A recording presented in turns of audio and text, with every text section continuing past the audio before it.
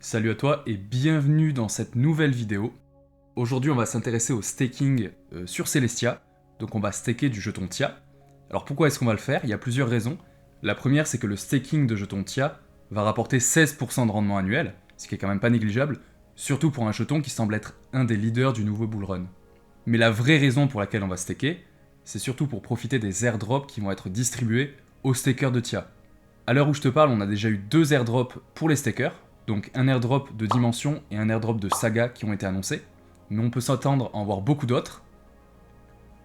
On a un très large écosystème qui va se construire sur Celestia, et donc on peut s'attendre à toucher des airdrops, donc par exemple Altlayer, Caldera, Hyperlane, Eclipse, etc.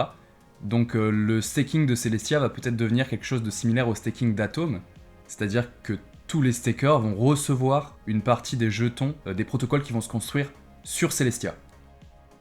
Alors, dans cette vidéo, on va partir de 0, c'est-à-dire qu'on va partir uniquement avec des atomes sur un portefeuille Kepler, et donc on va aller staker des jetons TIA qu'on va acheter sur Osmosis. Une solution qui peut être intéressante pour staker des jetons TIA, c'est Milky Way, donc c'est un protocole de liquid staking, encore une fois, qui est un peu similaire à ce qu'on va retrouver chez Lido ou chez Jito.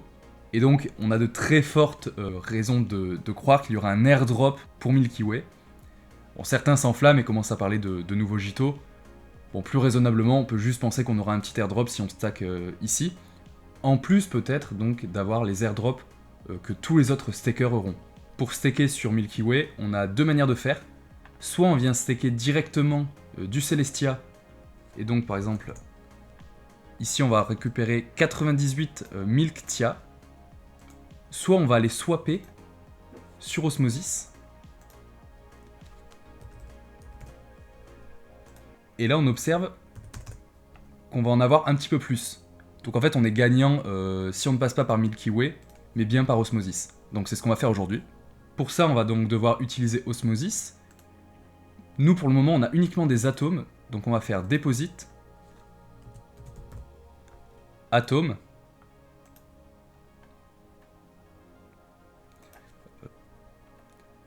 50 par exemple,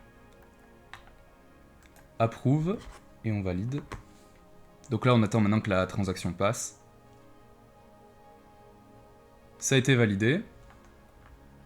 Donc maintenant on va pouvoir donc acheter nos jetons Milk TIA. Donc mettons par exemple 49. On va swapper. Et la transaction a bien été validée. Donc en retournant dans Asset, on peut voir maintenant qu'on a 500 $ de Milk TIA. Donc ça y est, on a staké nos jetons TIA sur Celestia. Alors ensuite, ce qu'on pourrait faire, ce serait par exemple fournir de la liquidité, par exemple en Milk TIA. La pool avec de l'USDC, c'est peut-être pas le plus intéressant, étant donné que le TIA a tendance à beaucoup monter. Bon là, les APR sont abyssalement faibles, mais ça pourrait potentiellement être un critère supplémentaire pour se qualifier pour l'airdrop de Milky Way. Sinon, si tu as beaucoup de fonds, ça peut être intéressant aussi de staker chez d'autres validateurs. Donc moi par exemple, j'ai une petite quantité de jetons TIA qui sont stakés chez Node Guardians. Ça peut permettre un petit peu de répartir son risque et de se rendre éligible à des airdrops différents. Donc voilà, j'espère que cette vidéo pourra aider quelques personnes. En attendant, je te souhaite une bonne soirée et je te dis à la prochaine. Salut!